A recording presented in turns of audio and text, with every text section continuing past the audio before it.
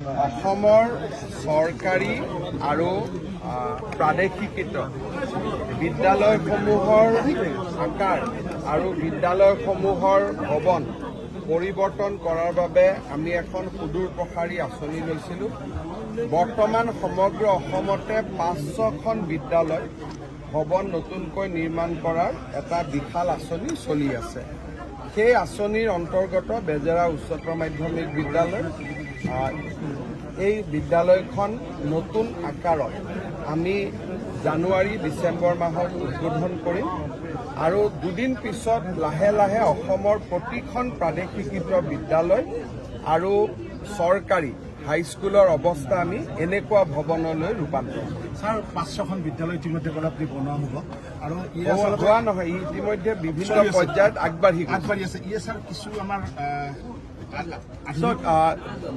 আমাৰ Don Bosco Saint মেৰিজতকৈ অসমীয়া স্কুলবিলাক দেখিব ভাল হ'ব। যিটো গতিত আমি কাম কৰি আছোঁ, আজি ডন বস্কো ছেইণ্ট মেৰিজ দেখিলে যেনেকুৱা এটা লাগে যে ইয়াতে এটা পঢ়াৰ পৰিৱেশ আছে, কিন্তু বিনিয়োগৰ অভাৱৰ বাবে আমাৰ স্কুলবিলাকৰ পৰিৱেশবিলাক বেয়া হৈ গৈছিল। কোনোবা MP ফাণ্ডৰ পৰা 1 লাখ, MP ফাণ্ডৰ পৰা 5 লাখ এনেকৈ লৈ স্কুলবোৰ বেলেগ বেলেগ ধৰণে বনোৱা হৈছিল। এতিয়া আমি প্ৰতিখন স্কুলতে 8ৰ পৰা 10 কোটি টকা দি ভৱনবিলাক নতুনকৈ বনাইছোঁ। হাইস্কুল পৰ্যায়ত এই কামটো আমি কৰি আছোঁ। 4000 স্কুল আছে, এই বছৰ 500খন লৈছোঁ আৰু 500খনৰ বাবে আমি টকা পইচা যোগাৰ কৰাৰ কাৰণে চেষ্টা কৰি আছোঁ, যাতে টোটেল 1000খন আমি নিব পাৰোঁ।